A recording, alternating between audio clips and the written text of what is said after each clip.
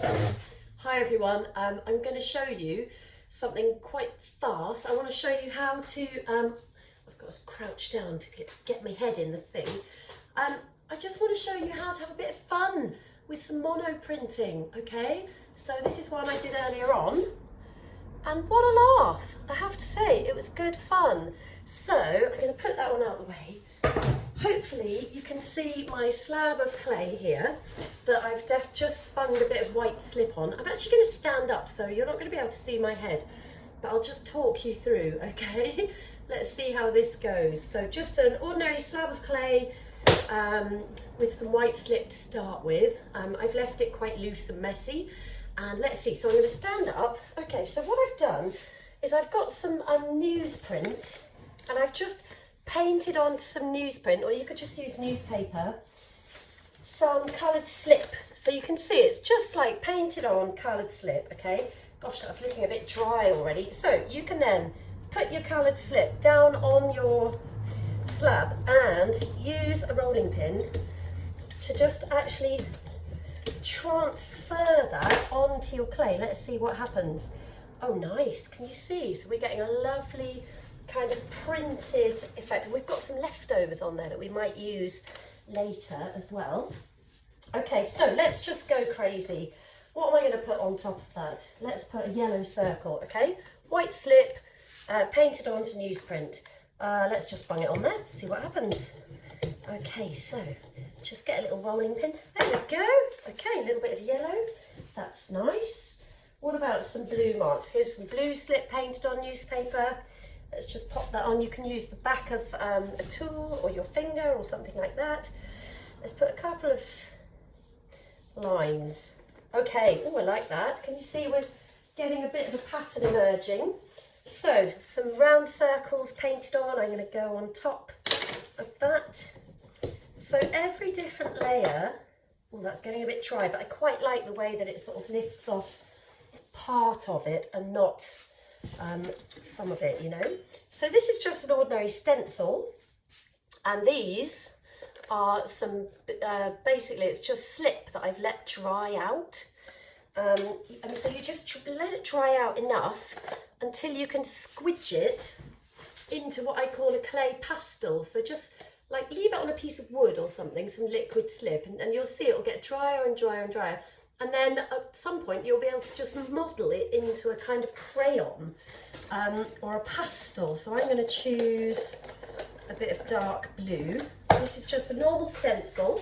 Okay, so I'm going to pop the stencil over the top, and you'll need a kitchen sieve, and you can just kind of, you know, the sieve is like the abrasive part that allows you to kind of grate your pastel onto the clay. I'm going to remove that, and there's part of that stencil. I think I'm actually just going to tip that there as well, so I don't waste any of it. And then once you actually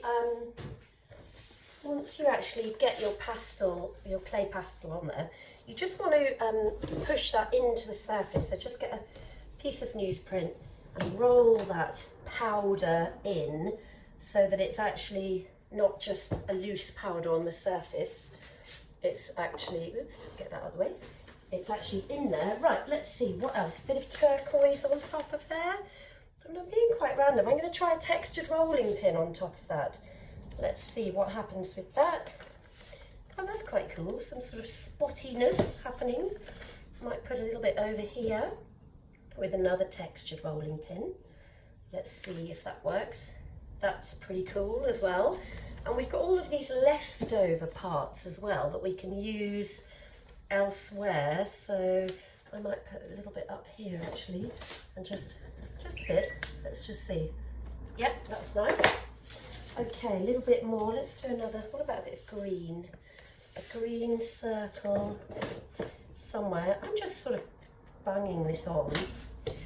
But I mean, obviously you could give it a little bit more thought. But you can see the idea. It's about building up and layering your surfaces. Let's do a little bit more pastelising. I think we'll get a bit of a different colour coming through with that stencil. I want to put it over the top of what I've done here and use a bit of white clay pastel and just sort of see if I can't, because the white, obviously it comes out quite opaque, you see, so it's really will show up as white slip, you know. So let's lift that off, nice, and I might just tinkle a bit of white over the top of some of that. And again, you want to really kind of either roll it in with a clean rolling pin or a fresh bit of newspaper or just a piece of paper. What about a nice orange circle? See, mine are drying out a little bit, so if they're starting to dry out, you kind of want to just squirt them with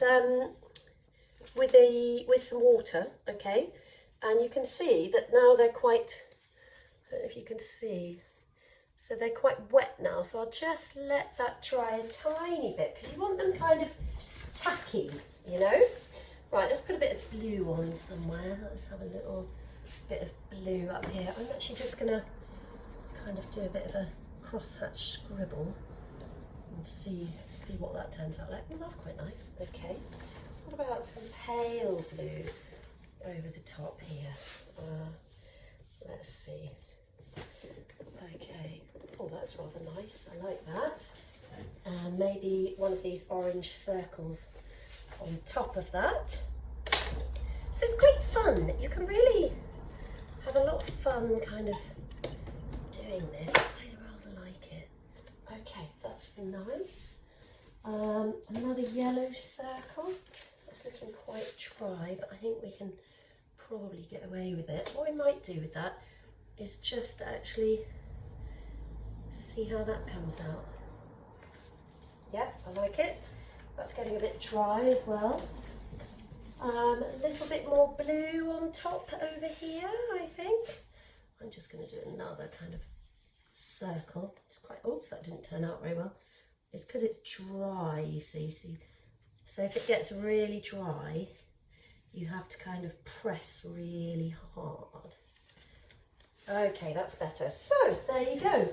You can see how this is working. I'm going to hold this up to show you, okay, so that you can really see, and you can just keep going with that, you know.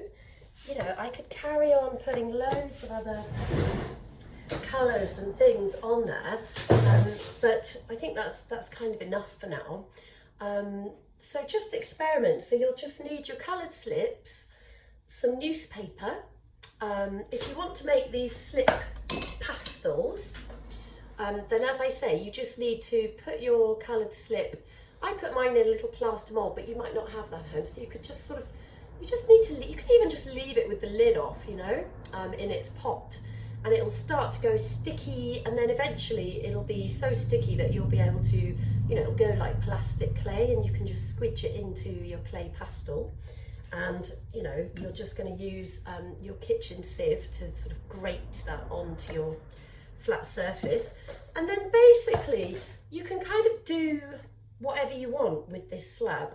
I could quickly show you, I've got enough time to quickly show you, like we could make a little dish. Should we give that a go? Let's see. Let's see if I can quickly have a go with that. So I'm going to make an oval shaped dish. So I need to sort of choose the bit. Oh, it's quite hard to choose. I'm going to just choose like this area here, I think. Let's just grab a knife over here. Okay, so I'm going to just cut around these. I've actually got these lovely ovals for sale. But I haven't advertised them yet because I just haven't got around to it, but they're super nice. I've got a nest of oval shaped moulds. So, okay, so I'm going to take that piece away, but I'm going to use those other bits. Let's just pop it down there. So I've cut around my mould shape, okay, and I've got my piece of foam. I'm going to take my piece of clay, pop it on the foam like that, okay, and I'm going to put my mould back on top of there, and I'm going to press that into the foam, and I'm going to wiggle it around all the way so that those edges are really coming up the sides of the mould, okay, because it's got a lovely rustic shape that I really like. And then I'm going to take that out, and there you go. There you have a very funky, I can't sit down now because I put that piece of clay on the seat, unless I want to transfer it onto my bum, which I don't. So there we go. So with that one, I would probably just carefully sponge the edges, and I might actually, you know, you could still apply slip with a brush, or, you know, you could kind of still work on it, or you could sponge some stuff on top, and you just get to really, really, really, you know, layer up your colours and use this kind of mono printing technique to great effect. And also, you know, the clay pastels. And these press mould, well, they're not really press moulds, they're actually drape moulds that we're using kind of the wrong way around on the foam, but it's such a quick way of making a dish. I think that's quite fun. I'm going to fire that and glaze that with transparent glaze. It's going to be beautiful. Okay, have fun with your pottery. I hope that makes sense. Let's see. I feel like it was a little bit rushed, but I hope you get the idea, because it is all super easy. There's nothing particularly, you know, tricky or funny about it all. It's all just quite doable. When you paint your slip on the newspaper, just make sure before you apply it to your clay that it isn't, you know, really shiny and wet. You've got to wait for the clay on the newsprint for the shine to go off of it, okay? Because obviously if you're just going to put it on wet, you might as well paint it on and it'll smear everywhere. So everything's just got to be tacky, but not wet, and not too dry, as I showed you, because when it's too dry, it doesn't want to come off properly. But you do get quite nice effects with that as well. So have a play, enjoy your pottery, and I'll see you soon. Bye.